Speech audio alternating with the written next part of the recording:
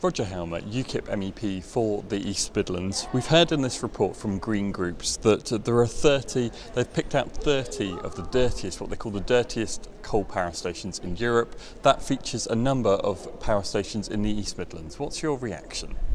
Well, they need something better to do with their time. They're complaining about CO2, they're calling it a pollutant. We need to understand that carbon dioxide is not a pollutant. It is a natural, safe, non-toxic, invisible trace gas in the atmosphere that is essential to life. Without CO2 in the atmosphere, we should all die.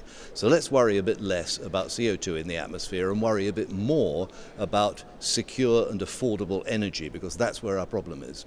I mean, they point out two major problems they see with these high, as you say, they call them CO2 pollutant levels. They say it causes environmental problems, but also problems for human health. They point to a whole raft of different illnesses which they say are linked because of these high pollution levels. What would you say to that, considering how high the levels seem to be in the East Midlands? Well, they're entirely wrong and they're confused. You need to separate two different things. There are CO2 emissions, and as I've said very clearly, CO2 is not a pollutant, it is entirely safe, non-toxic. On the other hand, there are also other emissions of nitrogen dioxide, sulfur dioxide, particulates, things of that kind that are damaging to health, no question of it. That is why coal-fired power stations are being equipped or have been equipped with scrubbers and other devices to reduce the amount of pollution. We in UKIP are opposed to pollution. We are in favour of anything that reduces pollution, but we do not accept that CO2 constitutes pollution. If you're in favour of getting rid of pollution or reducing pollution levels, does that mean that you would accept that perhaps these power stations in the East Midlands need to clean up their act? Well, of course, we need to retrofit old power stations so that they produce less pollution, and we need to build new coal-fired power stations. You know, the green groups opposed new coal-fired power stations. New coal-fired power stations meet much higher standards and are much cleaner than old ones. We should be building more coal-fired power stations. Do you know the Germans are building or refurbishing 24 new or refurbished coal-fired power stations? They talk about solar energy, they waste vast amounts of money on renewables, but they find they have to build coal because it's secure, it's reliable, it's cheap, and they're importing cheap American coal to drive those power stations. If the Germans can do it, we should be doing it too. In this report, they talk about efficiency. They say, on average, British coal power stations, these ones that are, they say, very polluting, have an average efficiency of 36%. I mean, that doesn't sound very efficient. Isn't it time to look at these alternatives like wind turbines, like the other green alternatives that they would point to? Absolutely not. It's time to build new, efficient coal-fired power stations. Of course, if you look at power stations that are old, they're going to be less efficient than power stations that are new.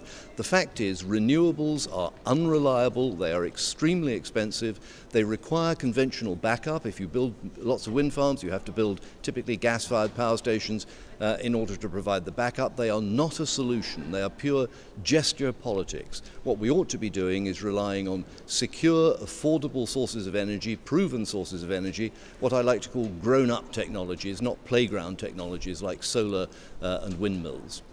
We're seeing coal production in places like the East Midlands disappear.